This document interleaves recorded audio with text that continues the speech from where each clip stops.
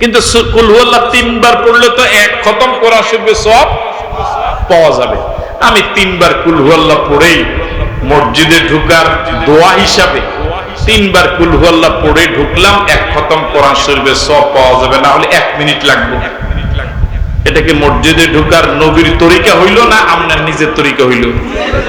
তা আপনি পড়লেন কুল হুয়াল্লাহ, নবীর তরিকা হইল না কেন? মসজিদে ঢুকার সময় দোয়া হিসেবে রাসূল কুল হুয়াল্লাহ পড়তে, আমি কি কথা বুঝাতে পারলাম? কুল হুয়াল্লাহ ভালো, কোনো সন্দেহ নাই, কিন্তু মসজিদে ঢুকার দোয়া হিসেবে কুল হুয়াল্লাহ না। ওয়া মা আতাকুমুর রাসূলু ফাখুযুহু ওয়া মা নাহাকুম আনহু ফান্তাহু। নবী যা দিয়েছেন এটাই ইবাদত, এটাই রিসিভ করো। নবীকে তো এই জন্যই পাঠানো হলো, নবী তোমাদেরকে প্র্যাকটিক্যাল দেখায় দিবেন, এটা ইবাদত, এটা করো, এটা করো না, এটা খাও, এটা খেও না, এটা ধরো, এটা ধরো না, এদিকে যাও, এদিকে যেও না। এই টোটাল ইসলামটাকে প্র্যাকটিক্যাল বুঝায় দেওয়ার জন্যই তো আল্লাহ মুহাম্মদুর রাসূলুল্লাহ সাল্লাল্লাহু আলাইহি ওয়াসাল্লামকে পাঠাইছে। ঠিক কি?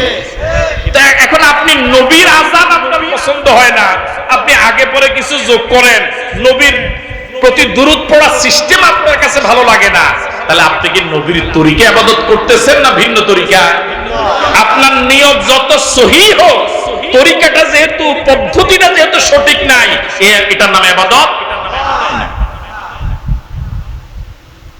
বুঝতে পারছেন?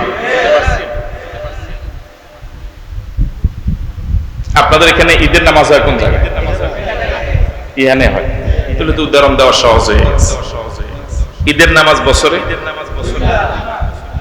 কয় রাকাত করে? এইগুলো আমার এরকম বিরক্ত লাগে। কয় রাকাত করে? 2 রাকাত। একটা হচ্ছে রোজার ঈদ, আঞ্চলিক ভাষায় এখন রোজার ঈদ, কোরবানি।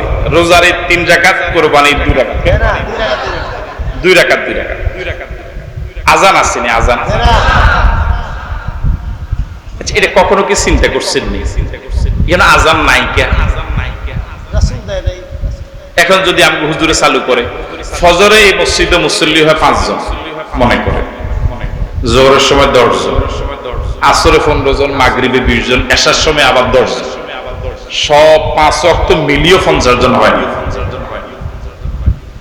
আমি যে কইছি হেড হিসাব করে দেখছেন কম না বেশ? আমি এটা একটা উদাহরণ আর দিই, এইটা যোগ বিয়োগ করে।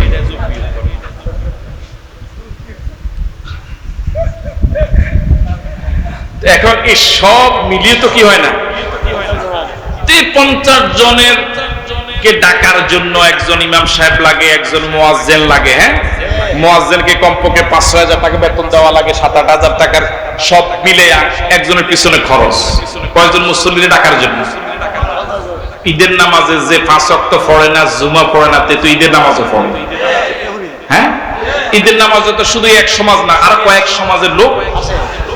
এই মাত্র এক বাড়ির লোক ডাকার জন্য যদি মুয়াজ্জিন রাখা লাগে, টাকা খরচ করে আজান দেওয়ার ব্যবস্থা করা লাগে, তাহলে বছরে মাত্র 2 বার এত অধিক এরিয়ার লোকজন ডাকার জন্য এখানে আজান হওয়া তো আরো বেশি জরুরি। যুক্তি কি কয়? যুক্তি কয় এখানে আজান হওয়াটা জরুরি।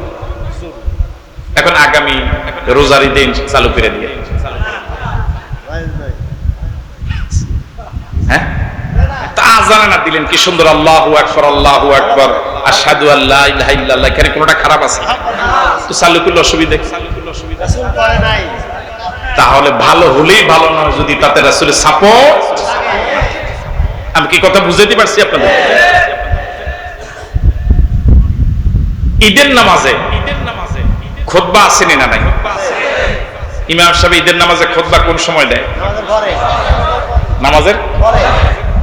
আর জুমার নামাজে? আচ্ছা, ঈদের নামাজে তাও 2 রাকাত, জুমার নামাজ। ঈদের নামাজও খুতবা আছে, জুমার নামাজও কি আছে? ঈদের নামাজও ইমাম সাহেব খুতবা দেয় খাড়াই, জুমার নামাজও দেয় বইয়া। খাড়াইতে দেয় কয়টা দেয়? খুতবা কয়টা দেয়?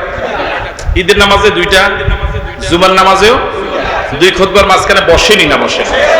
আচ্ছা, ঈদের নামাজে দেয় নামাজ 2 রাকাত পড়ার পরে। আর জুমার নামাজে দিয়ালা নামাজের ঈদের নামাজে খুতবাটা যে নামাজের ফরে দেয়, এই ফরে দেওয়াতে কিন্তু কিছুটা অসুবিধা হয়। অসুবিধা হয় কি, নামাজে যদি থাকে 500 জন, এই নামাজ সালাম ফিরানোর লগে লগে 300 জন যাই, খুতবা 200 জনে 300 জনে। ইমাম সাহেবের জন্য একটা কালেকশন আছে না, কথা কয় না?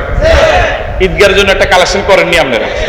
যে 300 জন গেল গা, তারা যদি 5 টাকা করে দিত তবু 1,500 টাকা ইমাম সাহেব পাইত। মসজিদে যদি 100 টাকা করে দিত তাহলে 3,000 টাকা আর বহু টাকা পাইত। তাহলে আপনারা হুজুরেরও ঠকাইলেন, মসজিদেরও নিজেও ঠকছে। যদি এটা জুমার নামাজের মতো যদি খুতবাটা আগে হয়ে যেত তাহলে না ভালো আছে, সব থাকতো। তাহলে এটা বিধান নাই। মুসল্লি যদি বেগুলো যাই ফরে দিত। আমি কি কথা বুঝে দিয়ে বললাম আপনাদের? কিছু ঢুকিনি মাথাত নাকি না? নফল নামাজ ভালো না খারাপ? কথা কয় না? হাসরের ময়দানে নামাজি বান্দার নামাজের হিসাব হবে।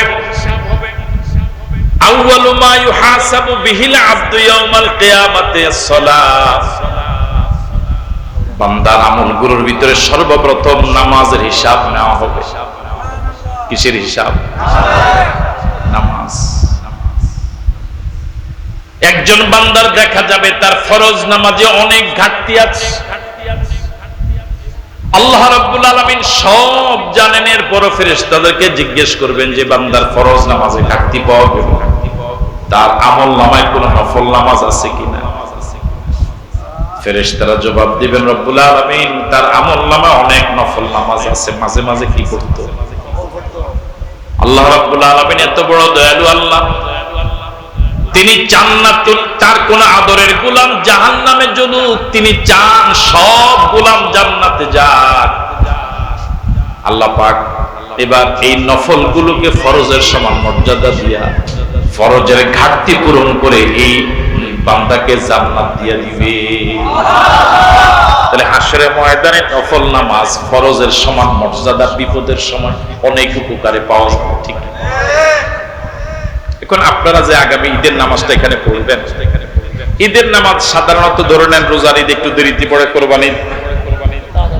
কোরবানিটা আগে পড়ে কি লেগা মুরব্বী? কোরবানি দেওয়ানোর লাইন না খাওয়ানোর লাইন? আচ্ছা আচ্ছা, যাক, এটা আমরা একটা মুরব্বী হিসেবে মানে নিলাম। ব্যাগ কথা হালাই দিলে কেমন? তো কোরবানি রোজার ঈদ ঘোষণা হলো সকাল 9টা। এখন আমগো এই মুরব্বী আমার বাড়িতে কাজকে উনি চলে এসে সকাল 7টা, বাড়িতে বয়ে থাকলে বেজায়। উনি চিন্তা করলো যে নফল নামাজ এত সব, ইমাম সাহেব তো 8টা বাজে না খুতবা ওয়াজ শুরু করবো, এখনো তো 1 ঘন্টা সময় আছে। উনি মোটামুটি নফল নামাজ পড়া শুরু করছে যে 1 ঘন্টা অন্তত 20 রাকাত একেবারে খুশু খুজুর সাথে খুব ধীরস্থির ভাবে 20 রাকাত কি পড়ছে, যে খামাখা বসে থেকে লাভ কি, ইমাম সাহেবের ওয়াজ শুরু করার আগে 20 রাকাত। তাহলে আপনারা সবাই পড়ছেন ওই দিন মাঠে কয় রাকাত? উনি পড়ছে কয় রাকাত? 20 রাকাত, 22 রাকাত হয়েছে। আপনারা সবাই পড়ছেন, উনি পড়ছে 22 রাকাত। এখন আপনারা তো কইবেন আল্লাহ কত বড় আল্লাহর ওলি, হ্যাঁ কত নামাজ পড়ছে, কোন সময় কি করে না, বেহুদা সময় কাটায় না, নামাজ পড়ছে। ইমাম সাহেবের জন্য আনছিলেন নিয়ত কইরা যে নামাজ শেষে ইমাম সাহেবের দিবেন 100 টাকা হাদিয়া। এখন দেখবেন আপনার মনের ভিতরে একটা প্রশ্ন জাগবে, তোর ইমাম সাহেব পড়লো মাত্র 2 রাকাত, আমি হুজুরও কিছু দেই। দেখবেন এদিন হুজুরও কিছু হাদিয়া, বেশি নামাজ পড়ছে। ঈদের দিন ঈদের নামাজের আগে কোন নফল নামাজ আছে? ঈদের মাঠে, ঈদের দিন ঈদের মাঠে ঈদের নামাজের আগে কোন নফল নামাজ আছে? তখন আপনি এটা বালা কইয়া পড়লেন, এটা আমনের বালা দিয়ে হইব না রাসূল বলা লাগবে? হ্যাঁ, ওয়ামা আতাকুমুর রাসূলু ফাখুযুহু ওয়ামা নাহাকুম আনহু ফান্তাহু। রাসূল যা দিলেন, যা বলেন, যা দেন সেটাই রিসিভ করো, এটাই ইবাদত, এটাই সুন্নাত, এটাই নবীর তরিকা, এটা করলে জান্নাত পাওয়া যাবে। আর রাসূল যা করতে বলেন নাই, নিষেধ করেছেন, এটা করা। ঠিক আছে কথা? রাসূল করিম সাল্লাল্লাহু আলাইহি ওয়াসাল্লাম বলেন, কুল্লু উম্মতি ইয়াদখুলুনাল জান্নাতা ইল্লা মান আবা।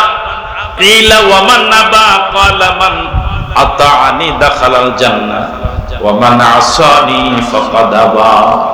আজ থেকে ১৫০০ বছর আগে আল্লাহ নবী বলে গেলেন, কুল্লু উম্মতি ইয়াদখুলুনাল জান্নাতা ইল্লা মান আবা। আমার সব উম্মত জান্নাতে যাবে। আলহামদুলিল্লাহ। আমরা কি সবাই জান্নাতে যেতে চাই? কারা কারা চান না হাত তোলেন তো দেখি। একজন, দুইজন, তিনজন, চারজন। থাকতে তো পারে, সবাই চিন্তা করি কেন যায় লাভ। হ্যাঁ, বুঝতে পারেন। জোশ থাকুন তো ভালো, তবে হুঁশ সহ।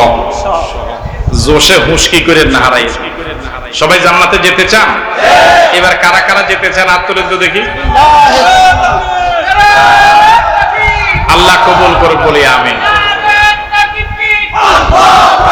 আল্লাহ কবুল করে বলি আমিন।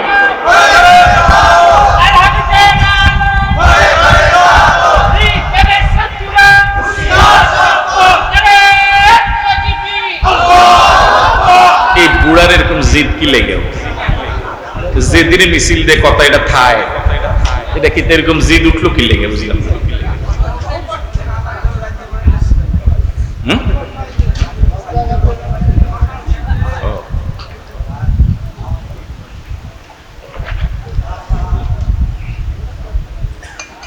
কি বলতেছিলাম। ও, আমরা সবাই কোথায় যেতে চাই? আল্লাহ জান্নাত হিসেবে কবুল করে বলি আমি।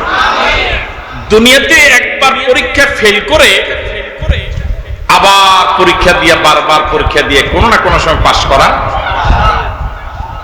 যে মেম্বারই পাশ করার মতো লোক না, হেও আবার এমপিও হয়, এরকম রেকর্ড পৃথিবীতে আছে না নাই? কিন্তু হাসরের ময়দানে একবার যদি কেউ ফেল করে, আর পাশ করার কোনো সুযোগ, কোনো সুযোগ। তাহলে জান্নাতে যদি যেতে হয়, রাসূল বলেছেন কুল্লু উম্মতি ইয়াদখুলুনাল জান্নাহ, আমার সব উম্মত জান্নাতে যাবে। তাহলে জান্নাতে যেতে হলে নবীর উম্মত হওয়া লাগবে। কি হওয়া লাগবে? সবাই বলেন কি হওয়া লাগবে? এখন উম্মত হইতে হলে কি লাগবে? এখন উম্মত কারা? রাসূল বলেছেন কুল্লু উম্মতি ইয়াদখুলুনাল জান্নাতা ইল্লা মান আবা। তবে আবা যারা, তারা যাবে না।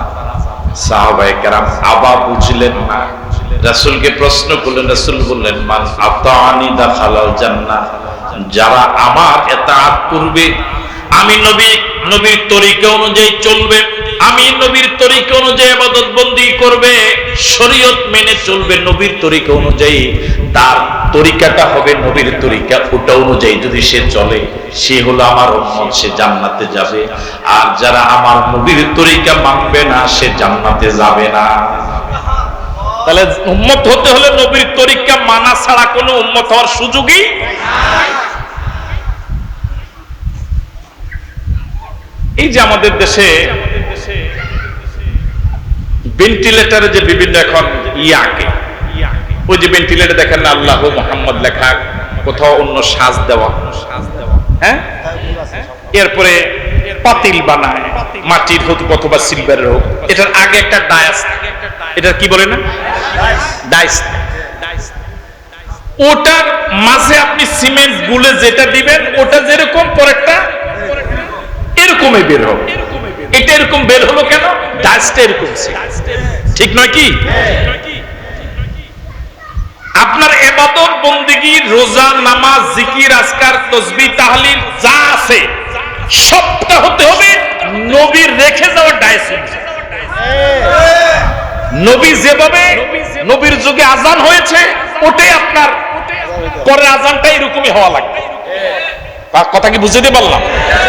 নবীর যুগে জিকির যেমনি ছিল না, নবীর যুগে আজান ছিল না, জিকির ছিল না, নবীর প্রতি সাহাবায়ে কেরাম দুরূদ পড়ে নাই, নবীকে সাহাবায়ে কেরাম সালাম দেয় নাই। তাহলে আপনাকে যদি পরেরটা নবীর তরিকা অনুযায়ী না হয়, আপনি নবীর উম্মত হবেন না, জান্নাতে যাওয়ার কোনো সম্ভাবনাই। আপনাকে নবীর তরিকা এভাবে মেনে চলতে হবে।